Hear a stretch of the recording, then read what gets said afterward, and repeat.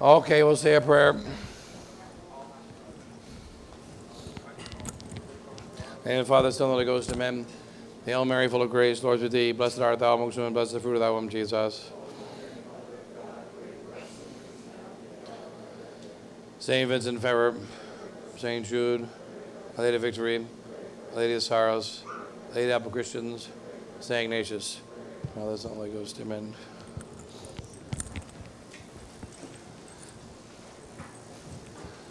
So then, we'll continue here. Now we arrive at 2012. Maybe I can half those lights. Where is it? All right. Too many things open here.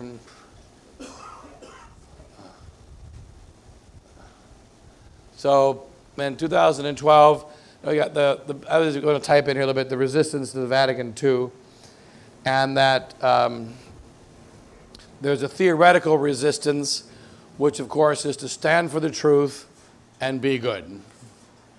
But the problem we have to remember is that we belong to an army. And this is something which we can't just simply fight individually. We have to remember that we belong to an army, and an army fights in an organized or semi-organized fashion.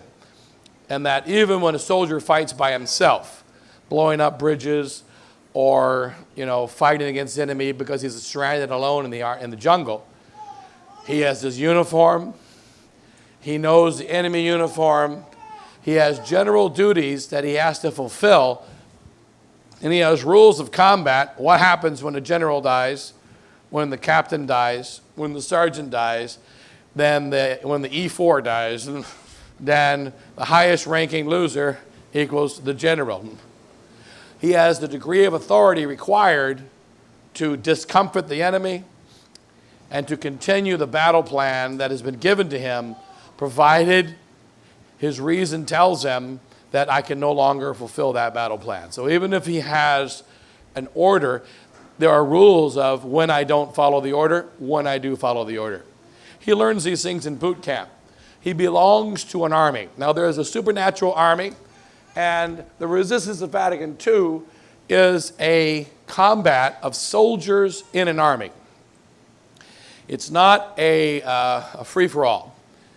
And that it is soldiers in an army. So Father Hannafin, for instance, a priest in Boston, Kentucky, a priest from Louisville, 35 minutes from here, when Father Hannafin is standing up against Vatican II, he stands up as a diocesan priest in the Diocese of Louisville, Kentucky, and he stands up against his local bishop, and he tells him, I'm not saying this new Mass because it's not of God. He makes a visit to St. Meinrad's Seminary with about 400 seminarians, and it went down to only about 50 of them. And St. Meinrad's Seminary in southern Indiana, and he goes to the rector of the seminary, and in front of all the seminarians, the Irish priest says, I learned the love of the Mass, the love of Latin, and the love of the liturgy here at St. Meinrad's. And you have destroyed it. They were one of the first ones to rip out the altar, destroy the stained glass windows, and be most progressive in the new Mass. You have destroyed it, and you're all a bunch of devils. So he got in his car and he drove them there to make sure that they were informed. And he yelled at them. The rector was scared of him. The seminarians backed away. And Father Hannafin told them they were all full of crap. They were going straight to hell, and why they were going there. And then he came back here and continued the Mass. And that the Mass must continue. St. Meinrad's is a very liberal, modernist seminary in southern Indiana.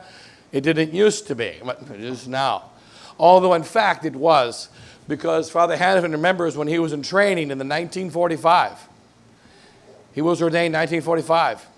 He remembers in the 1940s how they said, in the future, we need a council They told him that in the seminary while they were teaching all the traditional theology.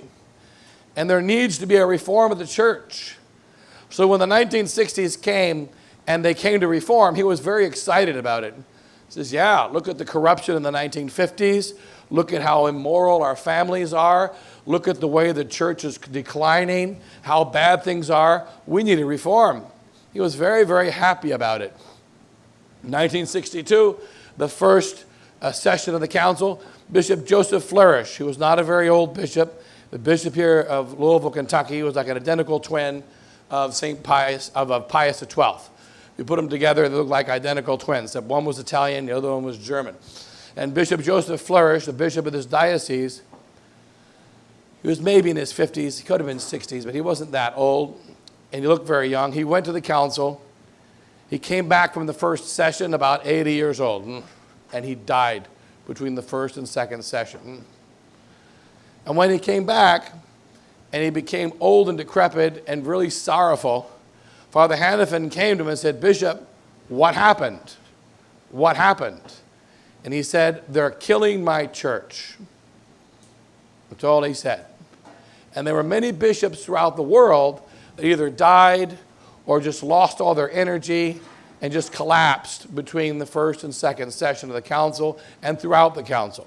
One of them was our bishop here in Kentucky, and that was what woke up Father Hannafin, that there's something very bad going on at the council. Because Bishop Joseph Flourish was a very holy bishop, and he wanted his priests in the Diocese of Louisville to be saints. He wanted to be the formation of saints here in the Diocese of Louisville, Kentucky, the diocese, one of the oldest dioceses in the United States. And that he wanted this to be a formation of saints. This area here, you're in the Holy Land of Kentucky right now.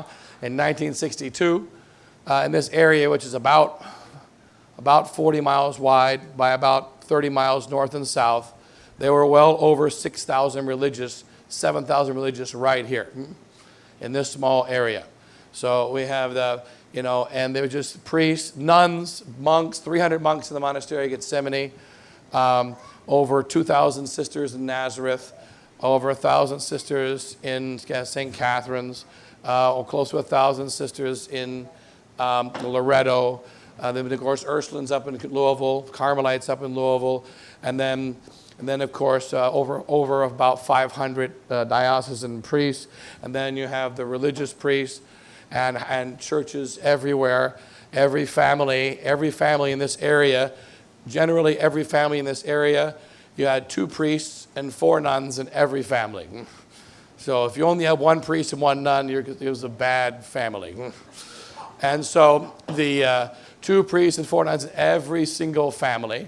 And, and even now, 50 years after Vatican II, you go to Bardstown in Lent, and all the fish is sold out on Friday from all the restaurants.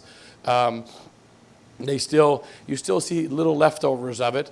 The priests a little bit more dignified. They're Novus-Ordo priests, but they're a little bit more dignified, a little bit more disciplined. Some of the priests here, they refuse to give communion in the hand, and a little bit more conservative in general than in most places. He also has some really horrible, vile, liberal priests. But there's also the Catholics United for Life are here nearby. Only about 20 minutes from here is Catholics United for Life.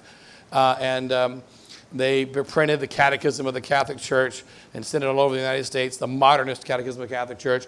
Huge conservative movement, multimillionaire businessmen of this region supporting the conservative Novus Ordo movement since the 1970s until today.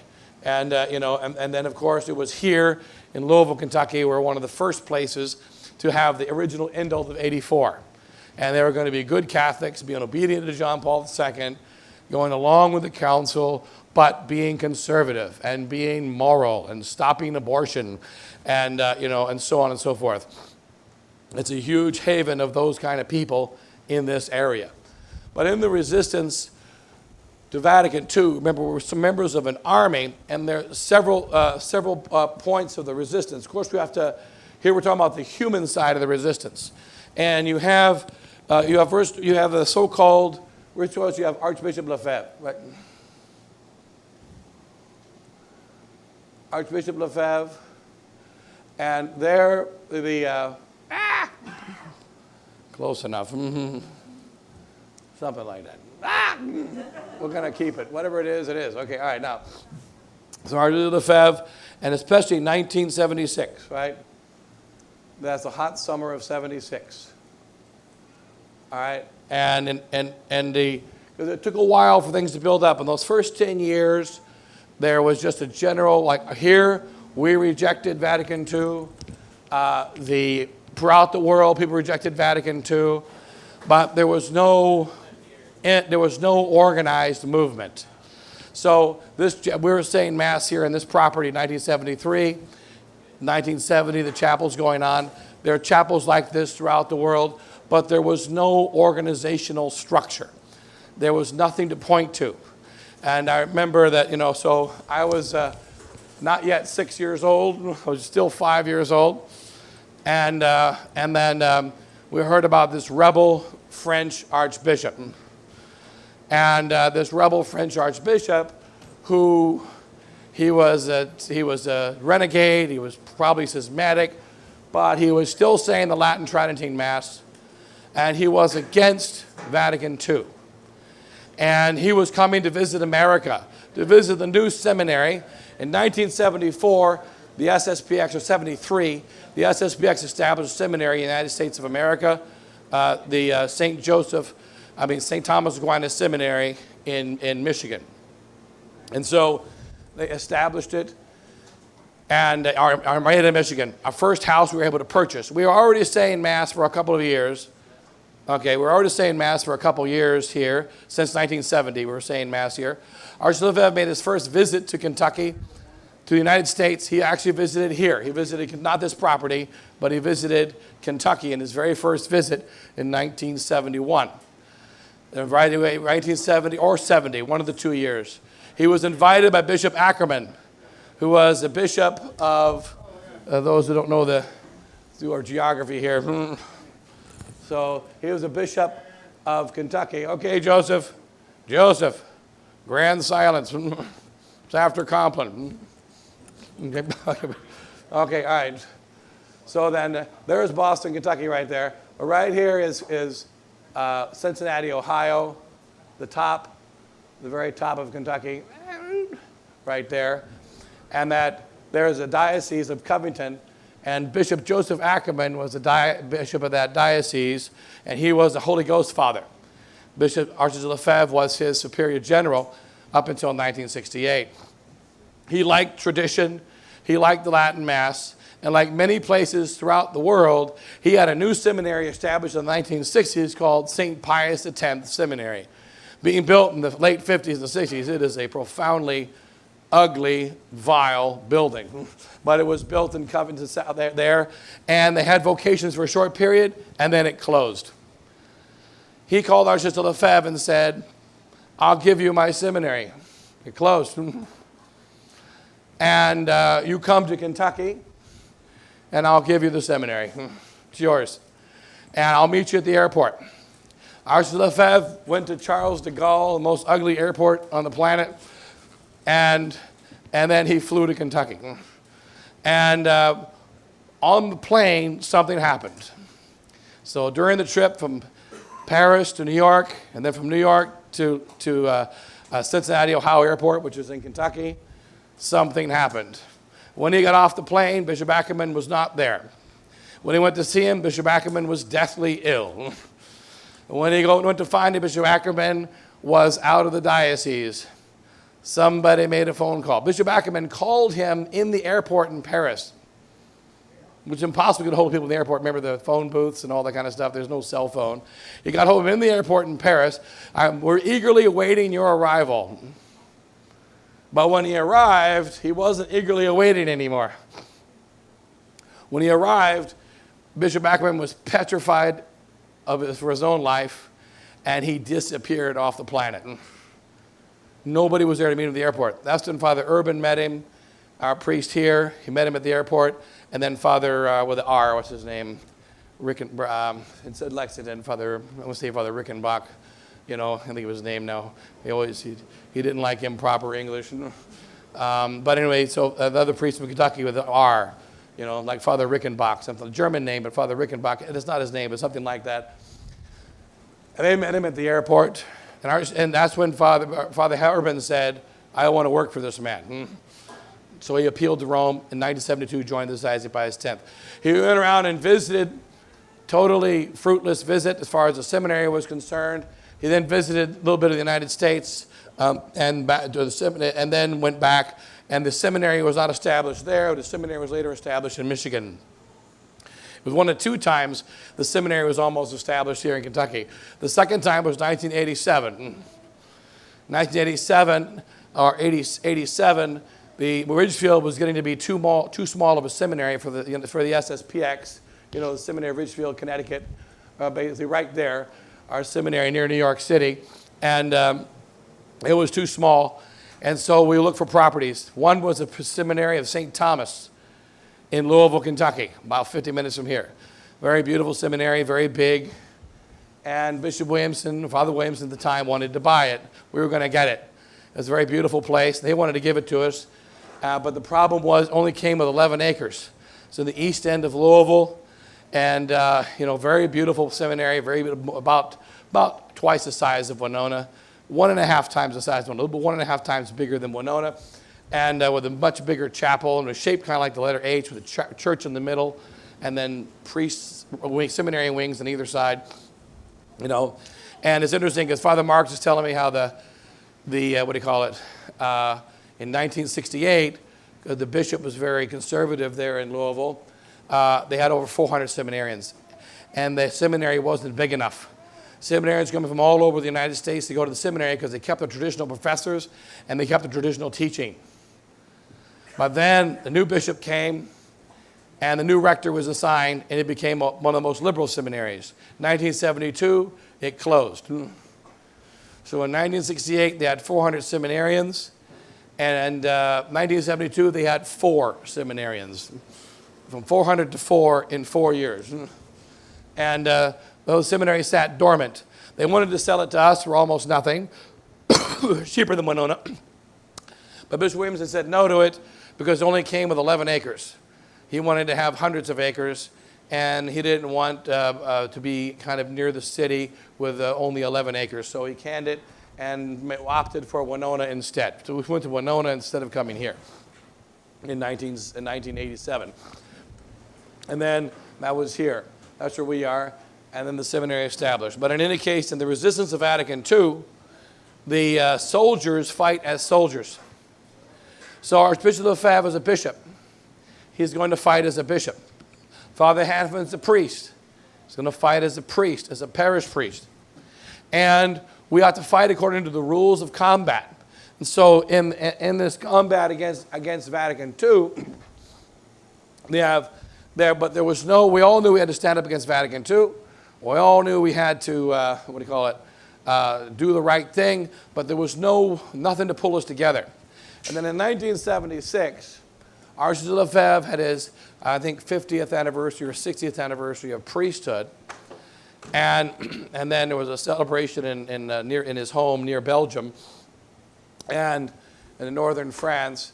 And then the news spread throughout the entire world. That was in the summer. Earlier that year, he came through here. And then I was confirmed by him in Michigan. And in May of 1976. And he confirmed at least 10,000 people that year. And it was a year of really getting going in the big fight that we have to stand up against Vatican II. 1974, Archbishop Lefebvre made his declaration that the only way to remain faithful is to resist the Rome of neo-modernist tendencies. Not just to resist the tendencies, but to resist the Rome. See, here's the thing about a war. A war requires soldiers. There was a very good professor of education named Dr. John Sr., who lived in Kansas, and he spoke about the idea. He wrote a book called The Idea of a School. And he said that what is a school? And he said very simply, school equals faculty. School equals faculty. You got teachers, you got a school. You got good teachers, you got a good school. You got bad teachers, you got a bad school. You got no teachers, you got no school. Now, teachers often use blackboards. Teachers often instruct inside of buildings. But without teachers, and they have a curriculum, but without teachers, you don't have a school. And so, just like you say, teachers equal faculty, this is what we got to understand in the battle against the devil. The army is the generals. The army is the soldiers. The soldiers will have weapons. Sometimes they will have updated weapons. Sometimes they will have old-fashioned weapons. They might even have no weapons. But the soldiers are what make the army. And Archbishop Lefebvre was very much a practical man. Like Father Cassette, he was an electrician. and then like myself, he was a builder. Always building things.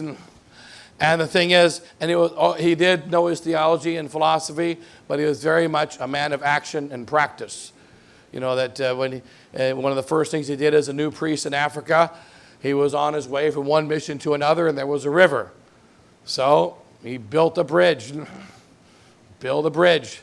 And then he ran electricity, ran lights, built schools, built seminaries, built missions, built houses for the faithful. And, and so he recognized that when you're going to fight for the faith, you can't just fight ideas. You can't just fight spirituality. You need real soldiers who are going to build real things in the real world to convert souls to Christ. He very much recognized that. So Archbishop Lefebvre, in 76, it began to be this pulling together of people of tradition. As remember, at that time, any Latin Mass, if you see a Latin Mass anywhere in the world, that's illegal. Pope said you can't do that. Pope forbade that. And so, everywhere in the world, if you said the Latin Mass, you were forbidden. And we said it anyway. And then furthermore, if you criticized the bishop, they would say, what do you know? Did you go to the seminary? Did you study theology? How do you know Jesus is a God? He's a theologian. How do you know that you can't go wrong with the Hare Krishna movement? He's a theologian. Are you a theologian? We heard all that kind of garbage in the 1970s. And the faithful and the priests said, forget it. We are standing with our fathers, with our ancestors. We're in exactly the same situation in 2022. Nothing's changed. All that's happened is we're going into further and further along in stages of division. Now, there were two practical individuals. Archbishop Lefebvre, what he did in the forming of the resistance of Vatican II is that he, so you have the formation of the SSPX in 1970, right? And then many parallel religious orders. Some religious orders blessed by the Archbishop. One of them was started here in Kentucky. One of them is here, and that is Father Cyprian met with Archbishop Marcel Lefebvre in 1988 when there was a betrayal of tradition by Dom Girard and the Benedictines of what do you call it? Oh my goodness, in France, was it? Liberou. The Liberou failure. Father Cyprian came to Archbishop Lefebvre and said, what should I do? He said, well, you're an American. You go back to America and you build a monastery in America. Then Father Thomas Aquinas from Brazil. He already had a monastery in Brazil. He said, what do I do? He said, you do two things. One, you keep your monastery in Brazil and you send monks back to Liberou and you take over the monastery from Father Dom Girard. Bishop Thomas Aquinas was afraid to do a takeover. Archbishop Lefebvre, you go in there, you beat him up, and you take over. So Archbishop Lefebvre, when you met him, he was extremely gentle, extremely kind, extremely soft-spoken, but you don't want to go to war against him. He was a true warrior. And he told Father Thomas Aquinas, this man has betrayed Catholic tradition. You send your monks over there. You tell him you're not the abbot anymore. We're taking over. This is our monastery. But Father Thomas Aquinas was afraid to do it, so he didn't do it, and he remained in Brazil. He told Father Cyprian, you may be a young priest, only 3 years a priest, only 6 years or 7 years in the monastery. I don't care. You get over there and you start the monastery in America. He came and established a monastery in this building. Started in 1989 in that building there, and where all the couches are, that was his little chapel. And then and so that was the beginning of the monastery, which exists to this day in New Mexico. It moved from here in 1991 or 92 to New Mexico from here. Many other groups were started. Archbishop Lefebvre promoted the organization of groups. And this is the way orders have started in the church for the last 2,000 years. St. Ignatius gathered a bunch of young men, said, we're going to form a company of Jesus. He formed the company of Jesus. They then looked for approval. St. Dominic gathered young men to fight the Albigensians. And he gathered them together, and they lived a beggar life. And then he went to Rome after he founded the Dominicans, and he asked the Pope for approval after they already were founded. St. Francis traveled on the same trip. They didn't know each other at the time. Francis was doing the same thing. And then the Pope Innocent III had a vision that he better approve of those two saints or he was going to go to hell. So he figured he might as well approve of them. But first they formed their organization. They gathered the young men. They formed the structure. And then they went and got approval. That's been going on for 2,000 years. And so what Archbishop Lefebvre says, we're going to do what our ancestors did. We don't need to find a new way to spread the faith. We don't need to find a new way to preserve it. We're going to do it as they did. He is the one who told Dom Gerard, you're a Benedictine, you run your own Benedictine monastery. You leave the monastery of the modernist superiors that you have, and you form a Catholic traditional monastery, which he did in the early 1970s. He told Fongambeau or Fonjo to do the same thing. You form your own Benedictine monastery. And both of them ended up compromising and going over to the modernists. But not all ended up being successful. But his policy was the same. Organized resistance. That's Archbishop Lefebvre. We must have an organized, structured resistance against the heresies of Vatican II. Also, Archbishop Lefebvre provided hope for the entire movement of tradition because now for the first time there's a visible bishop. Because without a bishop, the Catholic faith dies. We need priests. Priests must be made by bishops. We need confirmation. Confirmation must be done by bishops. Bishops are necessary for the continuation of the Catholic faith. It is by bishops that the Catholic faith has continued for the last 2,000 years. And it hasn't changed since Vatican II. We finally have a bishop with Archbishop Lefebvre who is going to preserve the Catholic tradition. He's going to act as a bishop. He's going to ordain priests. And eventually, he will consecrate bishops. He waits until 1988 before he consecrates the bishops. But meanwhile, at the same time, you have another bishop, which is Archbishop Tuck. We'll just write, not the whole thing. So Vietnamese.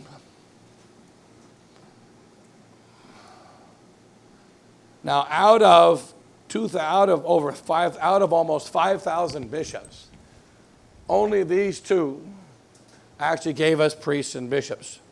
When you consider the number of priests, bishops at Vatican II, in 1965, 250 bishops said, we're against this council.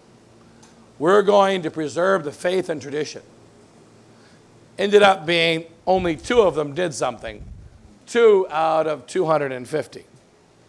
Now, in our present situation, we're going to find it's going to be very similar. In 2012, in the Society of St. Pius X, there were over 200 priests.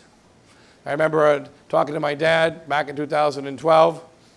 I called him up from the Philippines. I said, well, you know that right now Bishop Williamson says he's supposed to be 100% speaking out against the modernism going on in the society, and that there's almost 600 priests in the society, and way over 200 of them are very upset with what's going on. So Bishop Williamson said, you go out and you blast Bishop Fillet. You go ahead and preach the truth, and there's over 200 priests behind you. So I called my dad, and he said, yeah. He said, what's going to happen is this. You're going to look this way, there's 200 priests behind me, and then you're going to say, charge. And then you're going to turn around, and it's going to be an empty field. And that's exactly what happened. But there were over 200 priests. And I met with over 100 priests that year of 2012. So we got to continue this work. We must continue to fight. And Archdiocese of Lefebvre recognized two essential practical elements in the fight against modernism. We have to plan to fight long-term, not short-term. So there are two essential elements, practical elements. One of them is there must be an independent seminary. That's an essential element, because a seminary that is under the direction of the diocese or a seminary under the direction of a corrupt religious order is going to be destroyed. They just change out the superiors, change out the rules, and your seminary is destroyed. So there must be an independent seminary. Secondly, connected to the seminary, there must be missions. There have to be missions. And I don't have a drawing here of all the missions of the old days. Again, this is one of those things that takes a while to do. This is, you see here in our missions, so 2012, more or less. This again is not accurate, but it's close enough for government work, right? So the missions we had in 2012 and then 2013, but also notice here, these are the places where I visit and say the Mass. And, and then it's not all there, 2014, 2015, and that's the last update, right? So it's been a while. I wanted to get everything updated. But nonetheless, we see that in Canada, United States, Canada, and then England, where we say Mass in our places in England, where we say Mass there, also Germany. And, so I'm not going to Germany anymore. I was going to Germany. And then, and then we have friends in Spain, Italy, and all these in the countries. And then you see here, and so our parishes in India. These are my parishes in India, or I'm going to say Mass in India. And Father Pancras is down here. So I visited Father Pancras, but no chapels down there. Down in Tuticorin, that's where Father Pancras.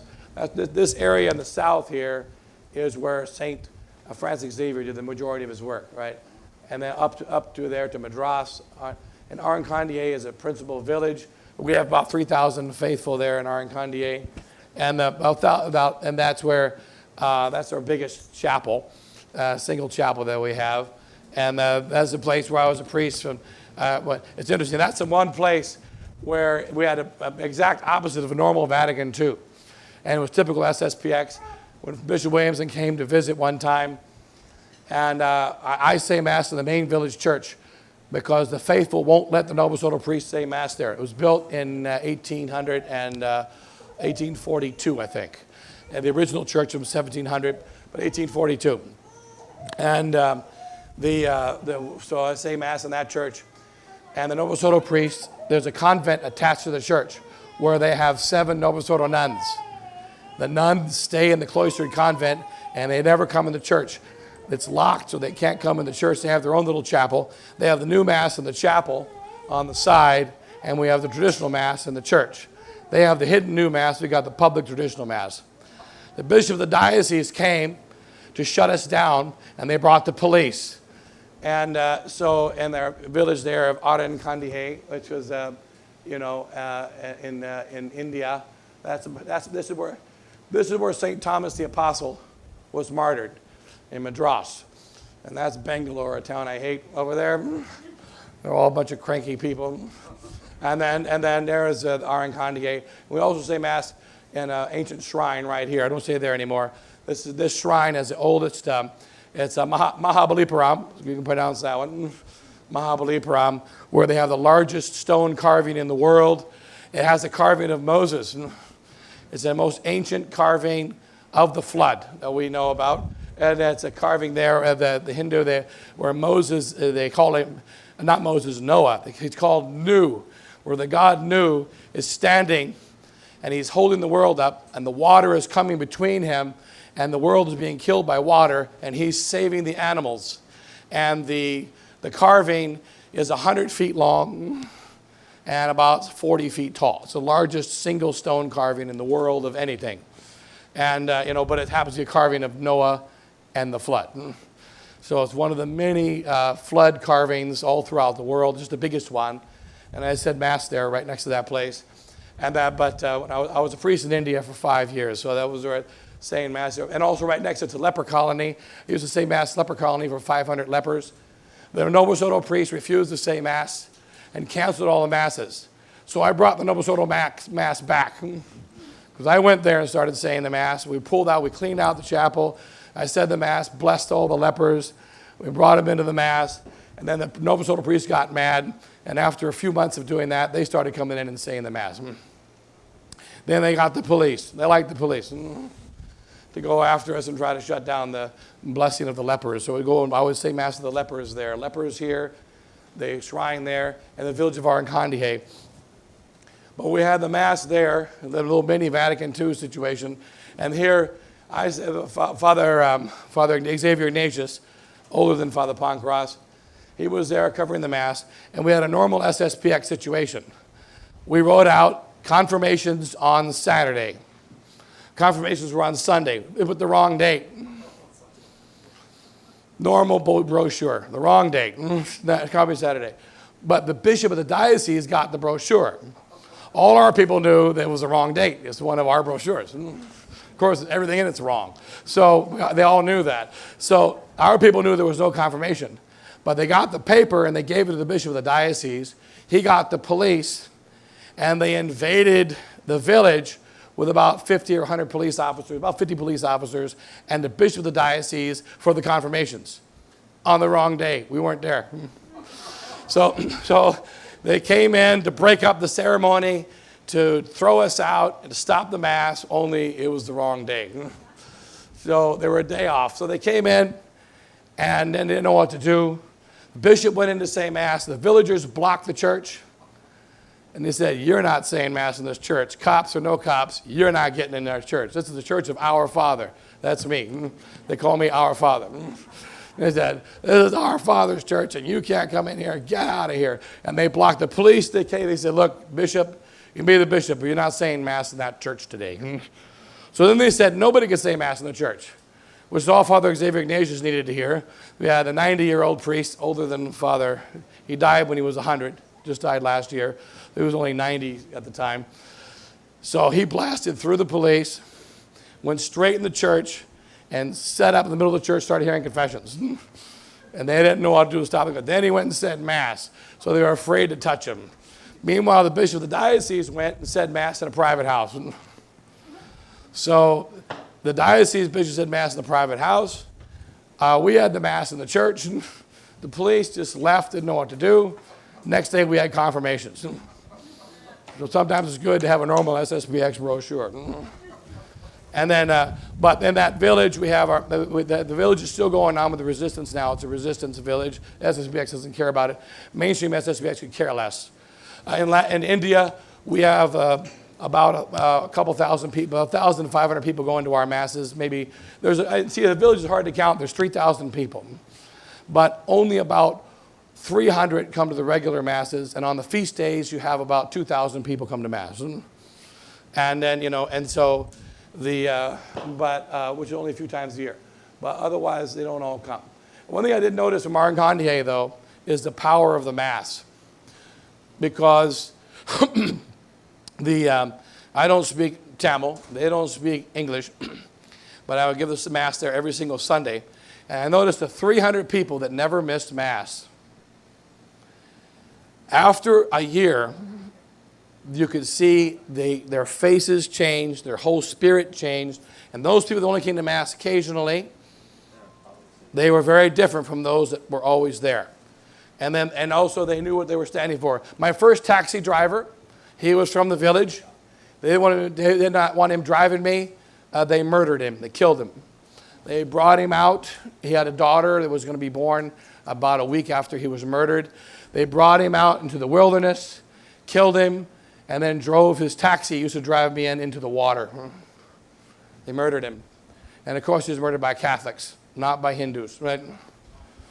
And so then, from then on, I had a Hindu taxi driver. The Hindu taxi driver is no problem. And so then I got a Hindu taxi driver, and he was my taxi driver for the next several years. But the Catholic taxi driver, they murdered him.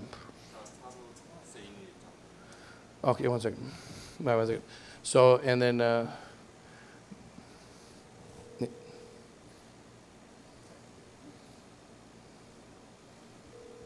if he ever answers one thing, you got to make sure he's there before it. Okay, you there? Yeah, you got 2 seconds. Okay, Father Poison has to go annoy Mrs. Burns, and he's asking if you got anybody to preach a retreat. No, but go ahead and take care of the anointing. I know, but he's bringing those idiots.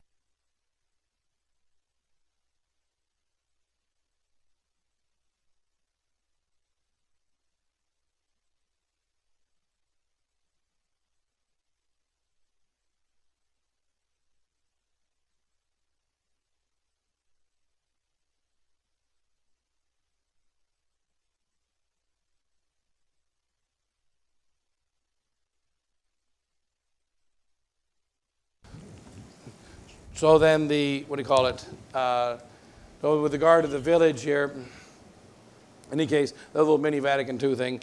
But the fact is that, so this is our territory in India, this is southern India, and I lived here in Bombay, in Bombay, and there we have faithful there, faithful here, faithful there, faithful with about 70 faithful here in Madras. Built a church in Madras about 80 feet from St. Thomas's Cave, where he lived for 40 years, and that's our Resistance Chapel there. And then down here, we have another church down there that's built, Resistance Chapel. And they want us to take over in the south, but we don't have the means to be able to do so. And then here we have the Mass, and there we have the Mass in India. And then we also travel to other places. And down in Goa, Goa is missing there. No, that's Goa, sorry. And then the Bangalore here, Goa there, and Bombay there. Yeah, and so that's the areas where we go and say the Mass in India. And then Singapore, we have Mass there, and KL, right? Mass there. And then because remember, because I'm a priest of Asia, Father Giselle and I are priests of Asia. We began our work in 2012 in Asia, here in the Philippines, and then first of all, Philippines and Singapore and India. Then we came over to the United States at the same time, so that our first official Resistance Mass we had in 2012 was in Manila, and and there's the beloved Philippines, close enough, and then so the main territory. Bohol is the main place where I used to say Mass, and then Cebu, and then over here in Iloilo is missing, but we have Mass there, and then the island of Leyte, also down. Less of it down in Mindanao. Father Tim, my brother, is stationed down here. And I was stationed with him at the time of 2012 there in the southern part of the Philippines. My territory was mainly up in here, and all these places where I went and said the Mass. And then we helped bring those people back to the tradition right away. And Father Giselle is over there saying Mass in the Philippines.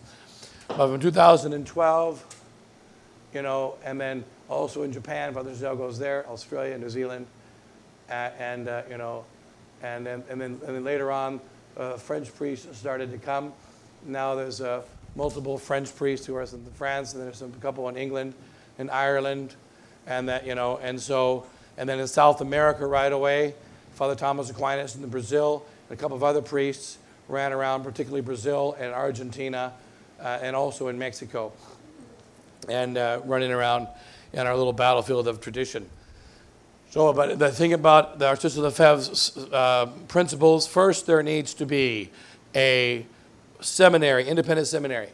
But then with it must be connected missions. The missions provide two things. One, the missions, of course, they are a means of vocations, of developing and spreading the faith. And so that the missions are the place where the priests are going to work when they get ordained. But also they're essential for the development of the faith. And the missions have to be connected to the seminary. So that there come your vocations, there come the future marriages, and there comes the place of the development of the apostolate. This is how the apostles, for the last 2,000 years, starting with St. Peter the Apostle and our Lord Jesus Christ himself, all the way to the present, worked in the continuation of the faith. You have a base of operations from whence the priests come. From there, they go out to the missions, and they are going to continue to spread the faith. And so unfortunately, wasn't able to update this because update all the details of this. But nonetheless, you see that there's where the works of where we have the Mass and so on. And that Archbishop Lefebvre did exactly the same thing right away in the beginning. In the very beginning, he went to India. He went to the Taj Hotel in India, said his first Mass there in India in 1976. We said Mass right away in the United States, 1970. Mass in South America right away, 1970. The first priests of the society were international from the very beginning. And it was all part of it. There was an organized international movement. Archbishop Took, however, Archbishop Took provided another side of the battle of the saving of tradition. And Archbishop Took was a French-speaking, but a Vietnamese bishop, who his brother is a president of Vietnam, President Diem. In 1962, his brother was assassinated. And since that assassination, he was not allowed to return to Vietnam. So he stayed in Italy throughout Vatican II and never returned to Vietnam until his death in 1984. And Archbishop Took, he was like many of those battling at the time, what are we going to do about Vatican II? What are we going to do about the new Mass? And he was friends with Archbishop Lefebvre, knew each other a bit from the council, and then afterwards, Archbishop Lefebvre knew that Archbishop Took was still saying the Latin Mass and so on. But in 1976, I think it was 76, the same year, the Archbishop Took consecrated Dominguez to the episcopacy. And he consecrated bishops without the permission of Rome. 12 years later, Archbishop Lefebvre would do the same thing. But in 1976, Archbishop Took did it. First one to consecrate bishops without permission. And Archbishop Lefebvre was not in favor of it at the time. He said, it's not the time to do that. It's too early, and it makes tradition look bad. Archbishop Took consecrated Bishop Dominguez, who was a seer, who believed he had visions and the stigmata, and Our Lady appeared to him and so on. But he was all part of that movement of the early 70s. We've got to do something about Vatican II. But nobody knew exactly what to do. And they went back and forth. We can't go along with it, that much is sure. But how do we stand up against it? And there are two different movements since the very beginning. One of them is Archbishop Lefebvre movement, not just him himself, but he was the leader of it. That is, there must be an organized resistance to Vatican II. And then there's kind of the Archbishop Took movement, which is an independent resistance, independent resistance survival, right? Just an independent resistance.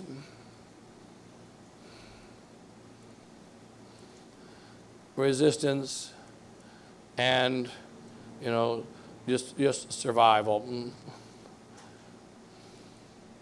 And that we've got to just simply act. We can't wait, we got to act. And that the weakness Archbishop Took, of course, is that he didn't form any seminaries. He didn't form any structure. And of course, it was at that early stage, it was very difficult. He consecrated the bishops. He was really hoping to do something to preserve the Latin Mass, preserve tradition.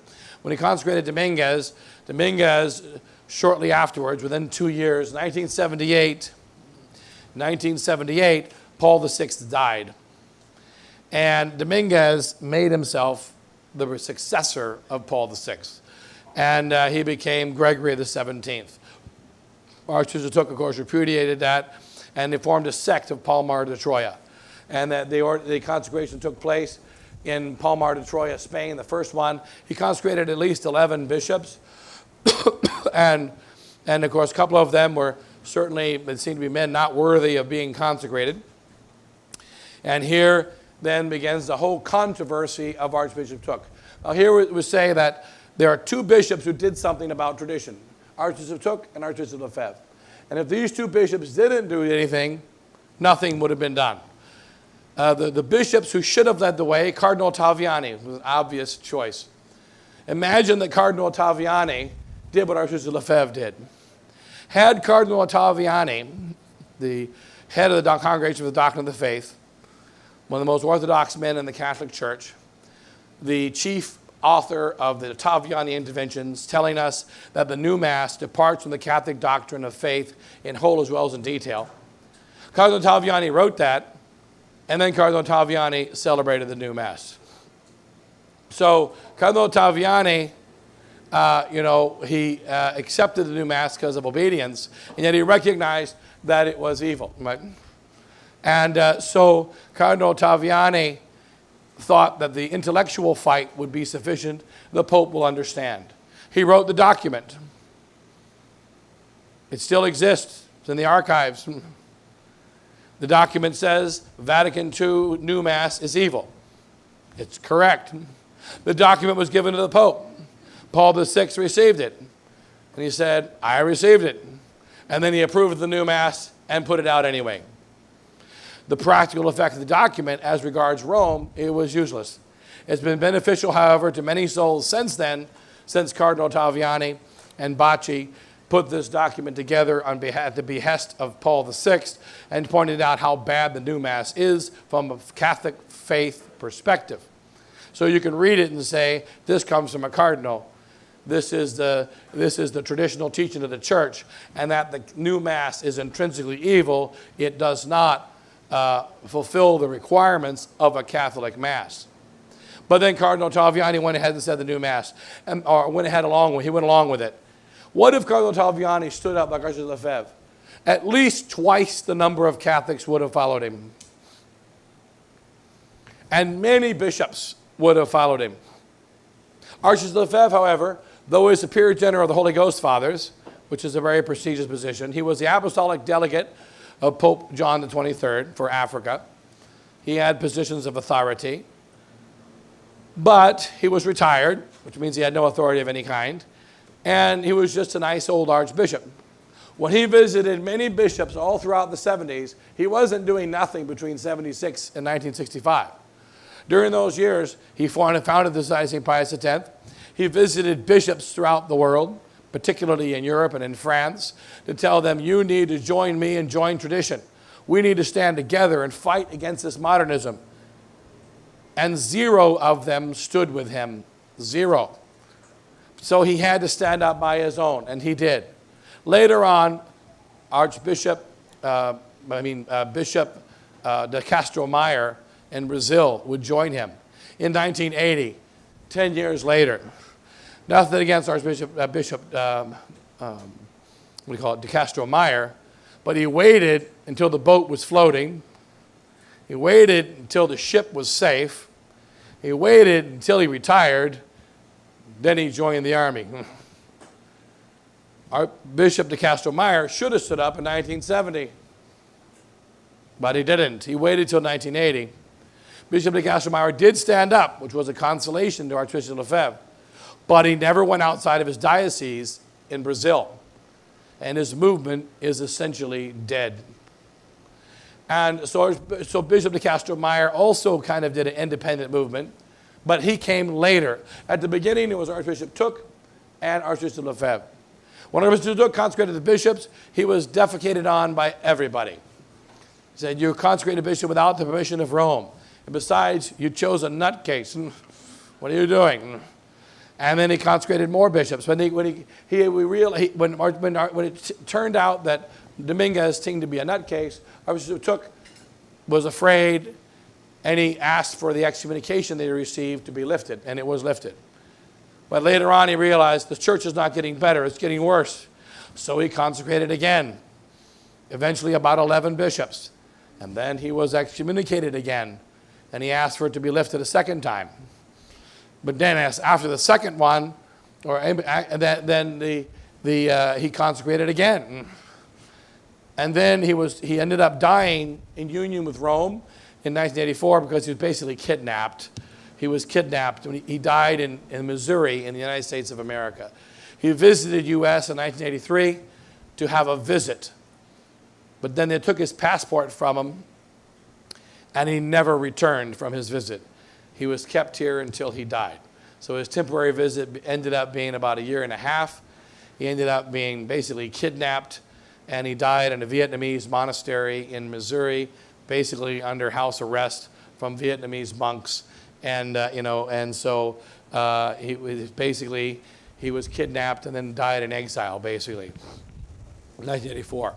And so, but Archbishop took, consecrated through him, come many, many bishops and priests. And from Archbishop Lefebvre, bishops and priests. So I'd estimate Archbishop Lefebvre, at least over 1,000 priests. I'm going to guess maybe 1,500 priests.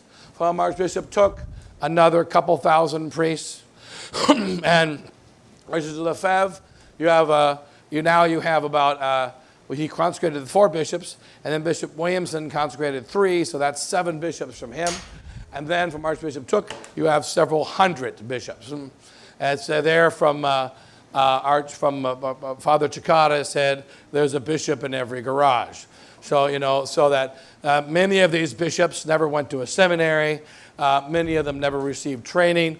They just got consecrated, ordained, and consecrated, and then continue their work as whatever they are. And so that the Bishop Took line is very much mocked and maligned. Did you find that video of? Okay. So here, it's the correct one, right? It's not like your graduation or prom or something. But I don't know what this video is. Because it's on the internet, but they're trying to get the actual, yeah. Okay. So here we'll have a little, all right.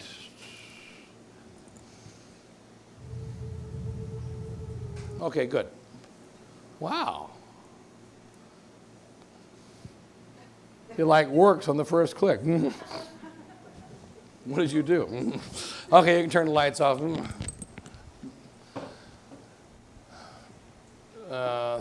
That's it. You can do it. You can do it the other way. The other way. Okay, good. All right, good. Okay. So then, so this is a few minute, like say, 15-minute video. It got a lot of material in it, actually. So it's something you can't really get from one viewing. But the information is there. And so this about the Archbishop Took and the consecrations of Archbishop Took. And that the Took consecrations, we have this, some people claim that they're invalid. And so Chris Doherty put together a short presentation here about Took consecrations. We'll just show that, and then we'll go to solemn lunch here. And but Archbishop Took and Archbishop Lefebvre are 2 of about 7,000 bishops in the last 60 years. No one is worried about the validity of the other 5,998. But these 2 bishops, somebody has something to say. Some say that Archbishop Lefebvre was invalid because he was consecrated by Leonard, who was a Mason, and said he withheld his intention. Therefore, Archbishop Lefebvre priests are invalid, such as myself.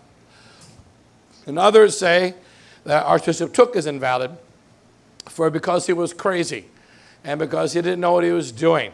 He changed his mind. He consecrated bishops, then he had excommunication lifted, and then he consecrated again, then he had it lifted, and then he consecrated nutcases. He consecrated guys that were crazy. There was something wrong with the mind of Archbishop Took. Even though he's clearly a valid Catholic bishop, he did not have the intention to pass on episcopacy because he was crazy. And that there's Took bishops and took priests everywhere. Half of them didn't go to the seminary. They're crazy. They're nuts. The whole thing is a mess. Stay away from it. It's a mess. And so, therefore, they're not valid. Or they might not be valid. And then Archbishop Lefebvre was concerned about these groups that were formed. They stay away from Palma de Troya group and so on. Well, the question is, did Archbishop Took consecrate bishops or not? And not every bishop is crazy. And not every bishop is sedevacantist. So not every bishop didn't go to a seminary and so on. What matters is he a bishop or not? So in the last 2,000 years, there were boys that were ordained bishops right after baptism. There were people that were ordained bishops because they got the right relatives and they don't know anything. People that can't speak a word of Latin got consecrated bishops, and absolute criminals and heretics got consecrated bishops.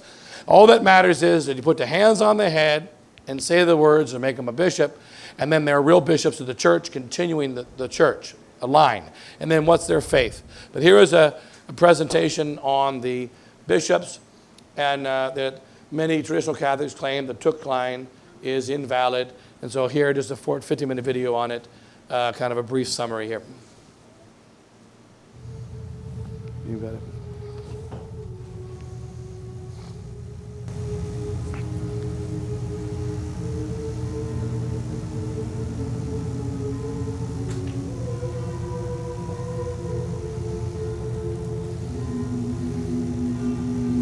I better wake her up.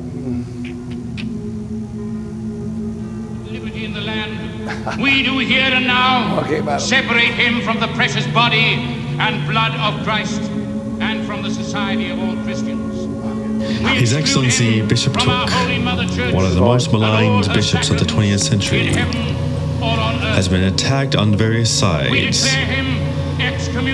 Many argue that his episcopal line to be invalid. They have laid out many arguments against him in order to prove that he did not have the right intention in confecting the sacrament,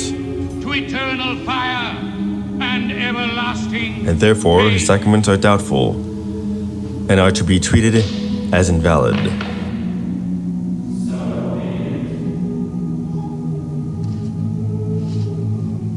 Many attack Bishop Took's intention to consecrate based on the fact that he consecrated an unworthy man to the episcopacy. Clemente Dominguez y Gomez, 2 years after he was consecrated, declared himself to be Pope. Because of this one consecration of a man who began his own church, many judge that all of his following consecrations are to be judged as doubtful. The judgment of sacramental invalidity, based on the unworthiness of the minister or recipient, is a teaching of Donatism, a 4th century heresy condemned by the Church.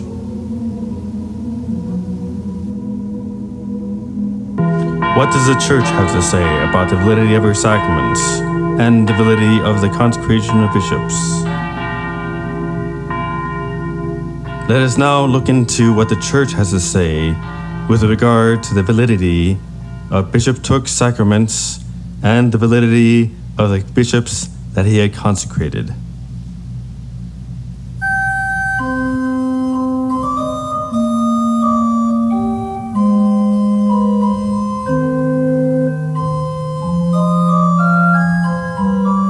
The argument against Bishop Took's intention to confer valid sacraments are one, that he was crazy and therefore could not have the proper intention, and 2, that he said after the fact that he withheld his intention. All of these arguments put forth to prove these 2 points are contrary to the teaching of the Church on proper sacramental intention and are contrary to the nature of the sacraments. As Pope Leo XIII proves in Apostolicae Curae, the Church does not judge about the mind and intention insofar as it is something by its nature internal, but only insofar as it is manifested externally is she bound to judge concerning it.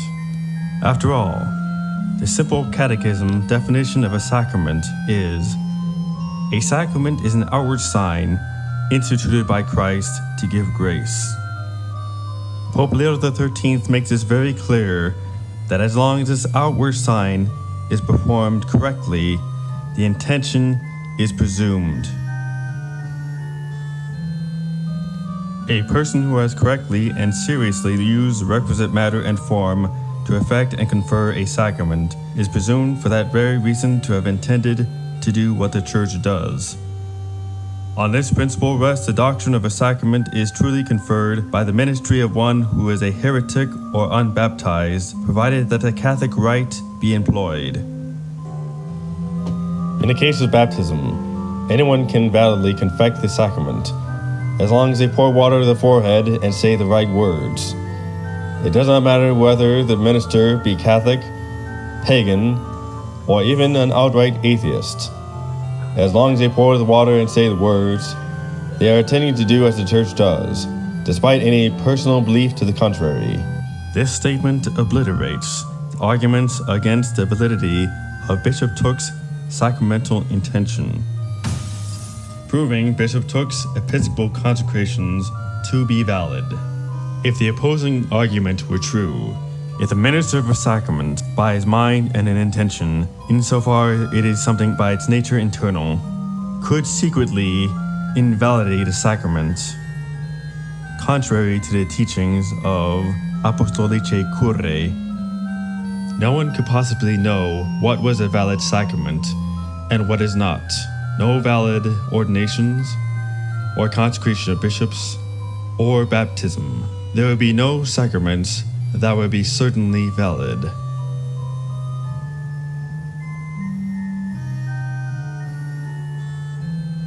In an article on the SSPX website, the author of the article cites a testimony of Bishop Took, testifying about his own mental stability when he performed the consecrations of Palmar de Troya.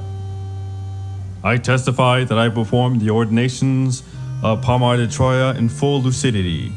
I do not have any relations with Palmar de Troya, since his chief imparted himself a pope.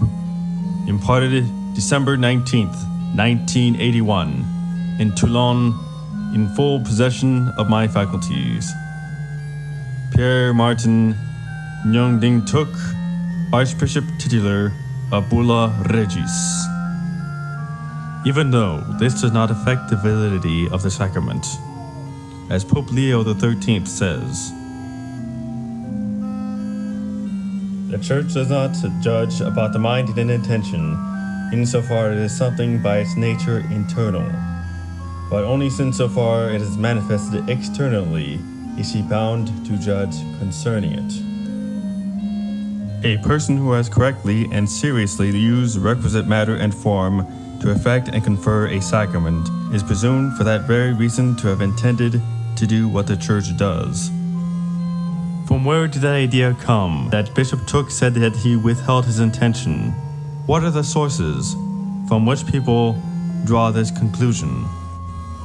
Gossiping traditional Catholics spread baseless accusations claiming that Bishop Took withheld his intention when consecrating bishops. Did you hear that Bishop Took withheld his intention when consecrating bishops? No. Bishop Took withheld his intention.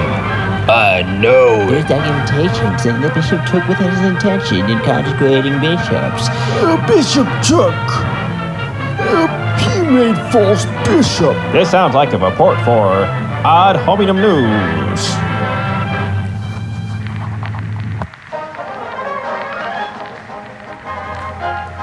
Ad Hominem News. Traditional Catholics declare Took bishops to be invalid. Yes, folks, a traditional council of traditional Catholic priests and laity have spoken. Inspired by Donatus Magnus, a 4th century bishop condemned by the Church for teaching that one who is unworthy cannot administer valid sacraments. Now it is time for a lesson in history.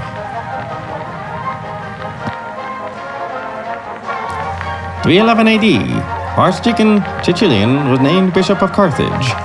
However, Bishop Segundus, a nearby primate, joined in council with 70 other bishops, declared Cecilian to be invalid, on the basis that Cecilian was reportedly consecrated by a traditus.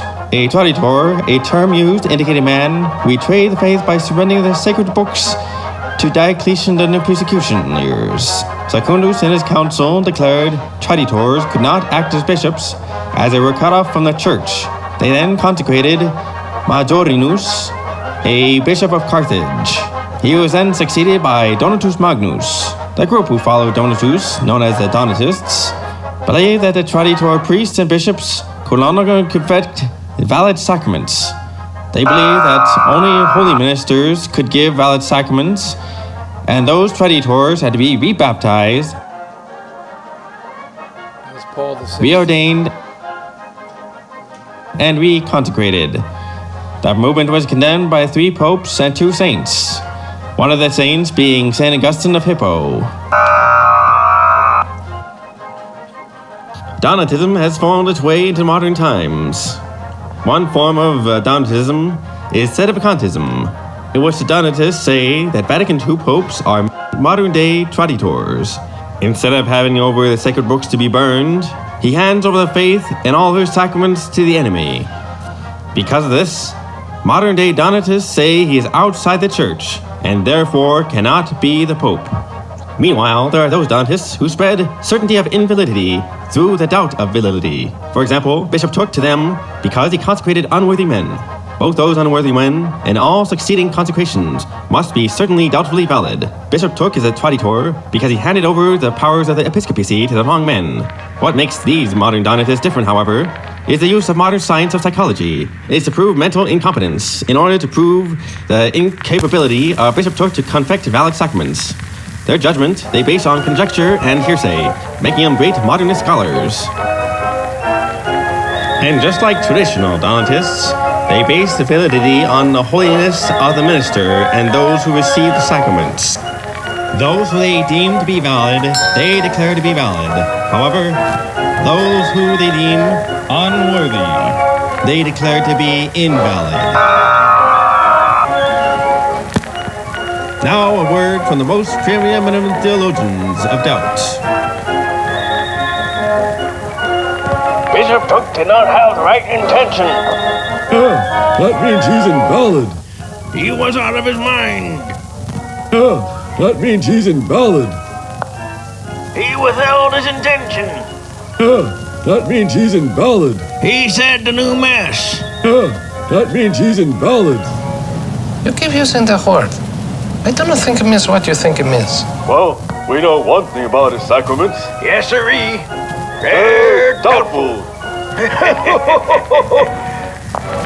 But what's this? Pope Leo XIII had this to say in Apostolicae Curae. The church does not judge about the mind and intention, insofar as it is something by its nature internal. But insofar as manifested externally is she bound to judge concerning it. A person who has correctly and seriously used the requisite matter and form to effect and confer a sacrament is presumed for that very reason to have intended to do what the church does. Once again, in the Pope's own words, a person who has correctly and seriously used the requisite matter and form to effect and confer a sacrament is presumed for that very reason to have intended to do what the church does.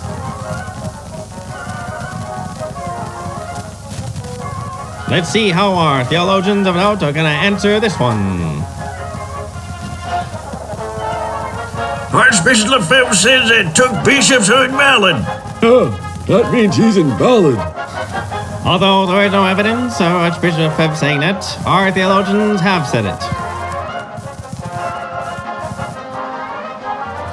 Hey, looks like he got took.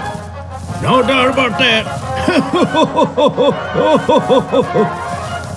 And that's the end of another Ad Hominem News Report.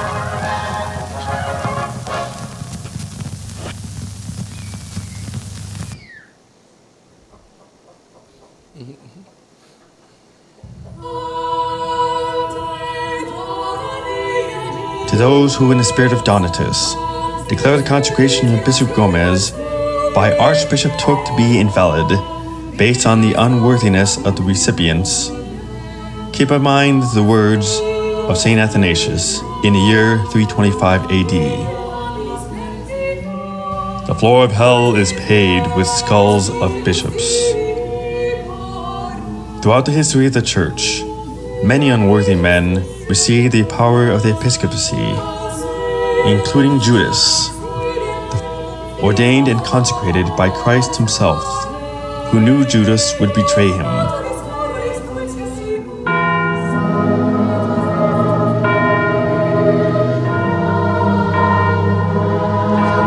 What is one to learn in the defense of the validity of Bishop Tuck's sacraments? We learn that it is the Church that judges the validity of her sacraments, and not the court of public opinion. In the court of democracy, it was the faithful that demanded for Christ to be crucified. To defend the validity of Bishop Tuck's sacramental intention is to defend the integrity of all the sacraments. We can conclude that, in the mind of the Church, those bishops consecrated by Bishop Tuck are valid bishops. And those who say that his sacraments are doubtful say so in the spirit of Donatism. Bishop Tuck, one of the most maligned bishops of the 20th century, who is falsely accused of sacramental invalidity, the Church has proven that his sacraments to be valid.